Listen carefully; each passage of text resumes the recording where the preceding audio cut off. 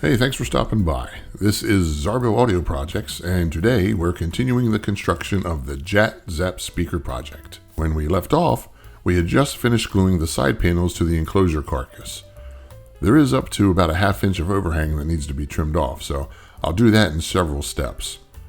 First, I'll draw a line on the sides to indicate where the cabinet is. Then I'll use my jigsaw to get rid of most of the material. This will leave approximately 1/8 inch to 1/16 of an inch of material. Next, I'll use my custom trimming tool to get within the thickness of a few sheets of paper. Then I'll get rid of the last bit of material with my belt sander. Between the jigsaw and my homemade router trimming tool, I did manage to gouge up the cabinets a bit here and there. So I mixed up some wood filler with a bit of wood glue and some HDF sawdust. It makes a really good wood filler for this kind of thing since it's essentially the very same stuff that the wood is made of in the first place.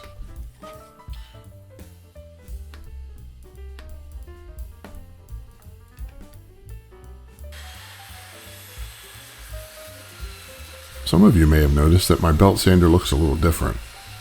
My old sander bit the dust during this project and I had to pick up another one. I opted for the Harbor Freight Tools 4-inch Bower belt sander, and I highly recommend it. Being that it's wider, it's much easier to keep flat to the workpiece. You might be wondering why I'm cutting more 1/8 inch panels on the table saw. I'm doing it for insurance, basically.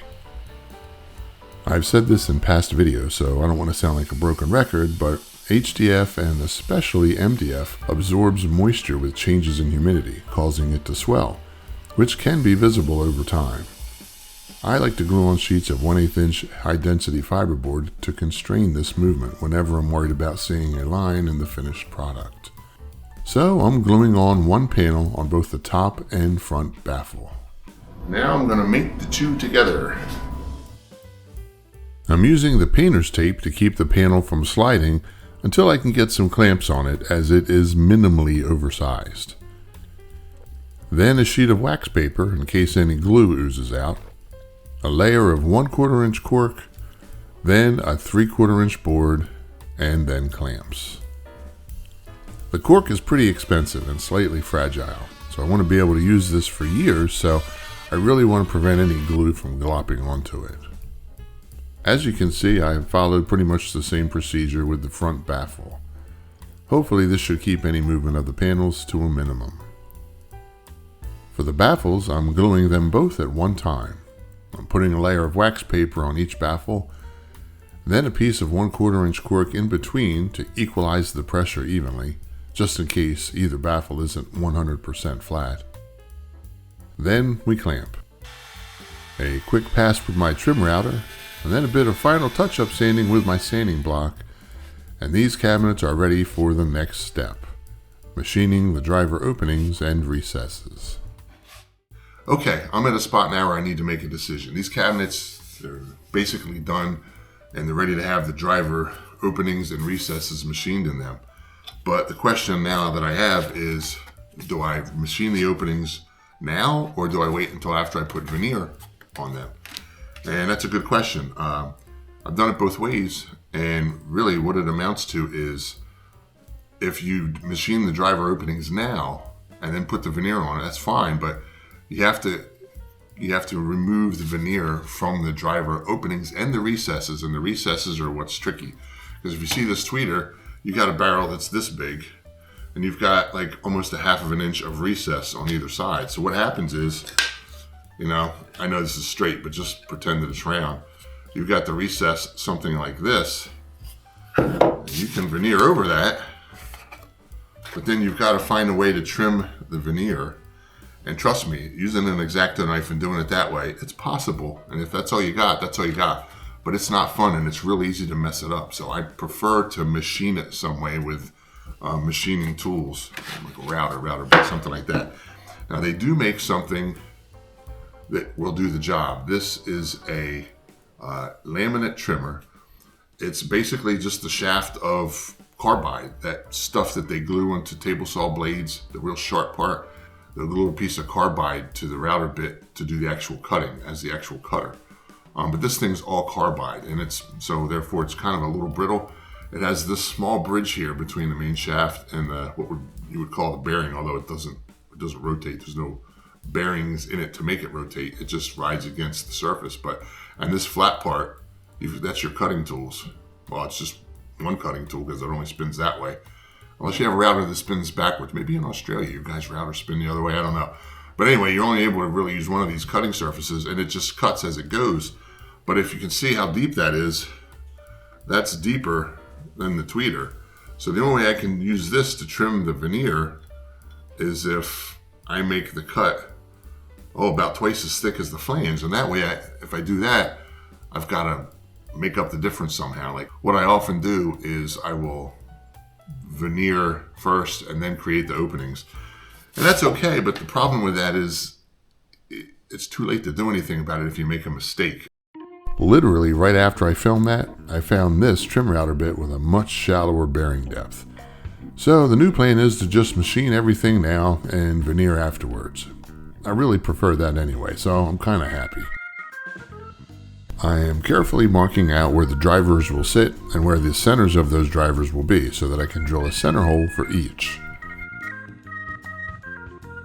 The drawing I made at the beginning included exact dimensions for where each driver needed to go, so I'm just following that.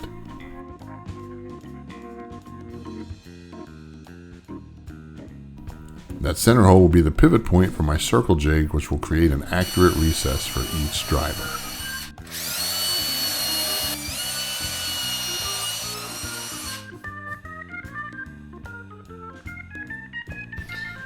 Not bad. I think the depth's pretty good. There's a little too much wiggle room. I'm gonna have to tighten that up just a bit. Maybe go with a touch less depth because there's gonna be veneer on this too. And that is why it's always a good idea to do a test fit up first on a scrap board to affirm the settings that you plan to use, just to make sure.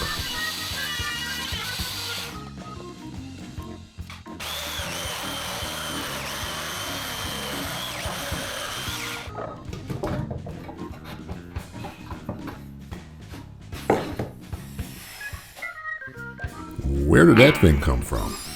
Oh yeah, I cut out the opening for the terminal cups a while back. I guess I forgot to show you that.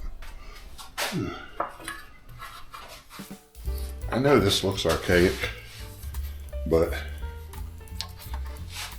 it really isn't. I'm just sort of prying this off. Got a little ring here. And just sort of go around. I just hate using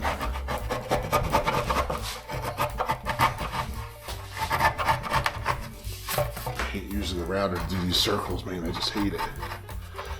This to me feels like at least I'm doing some kind of hand craftsmanship here, you know?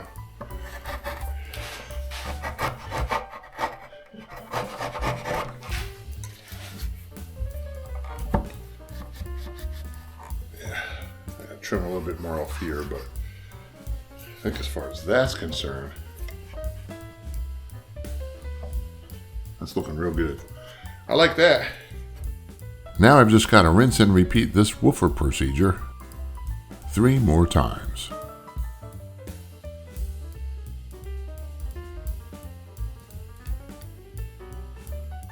I decided to do a test cut for the tweeter recess as well.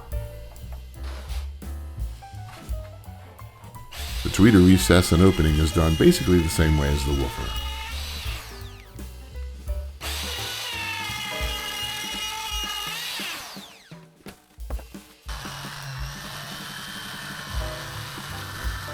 The tweeter has their terminals arranged in such a way that you need to make a notch in the baffle for them. And yep, I'm chiseling the rest of the material on the tweeter opening recess as well. Please leave your hateful comments below. I'll be sure to read and delete each and every one. Hey, I never said I was any kind of a craftsman. In fact, I kind of think of myself as a bit of a hack woodworker, so this fits right in with my work ethos. It's the end product that matters most anyway, right? let's get to work on the front roundovers.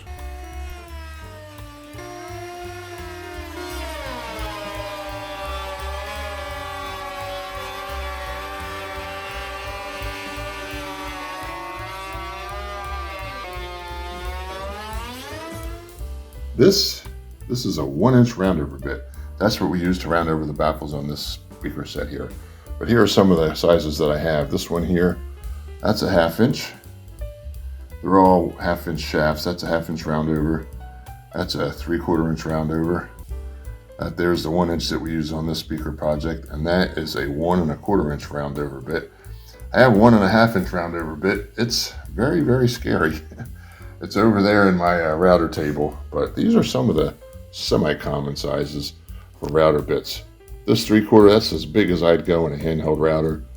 This 1 inch, 1 1/4 inch, and anything bigger than that would be best used in a router table. Well, these roundovers came out pretty good. What we've got here, pretty nice roundover that veneer, at least if it's laying this way, which it will be, grain-wise, we'll have no problem wrapping around that whatsoever. So that's good. Now I get to do some fun stuff, give these a little sand and get them nice and smooth. Then I can start going through my veneer pile, my rolls of veneer, and see what I got, see what we can put on this. That should be fun. Gonna hit this ridge here and here with the block sander, just to sort of make the transition more curvy without a line. Then I'll hit it with some flexible hand sandpaper.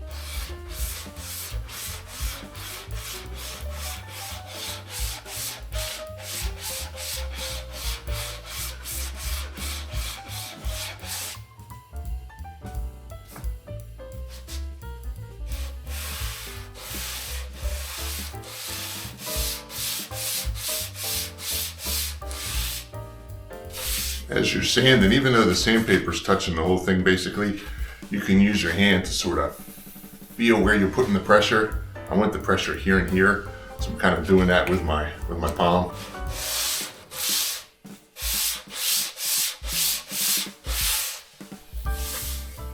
All right, that feels like a pretty smooth transition for a roundover. I like that. Here's an interesting thing. If I put some a little bit of water on there, you'll be able to see some of the strata of the different layers of MDF. See the outer layer, and then the next layer, and then the next layer, and then the end grain of this top layer. All right, one speaker down, 3 to go. Well, that about does it for this one.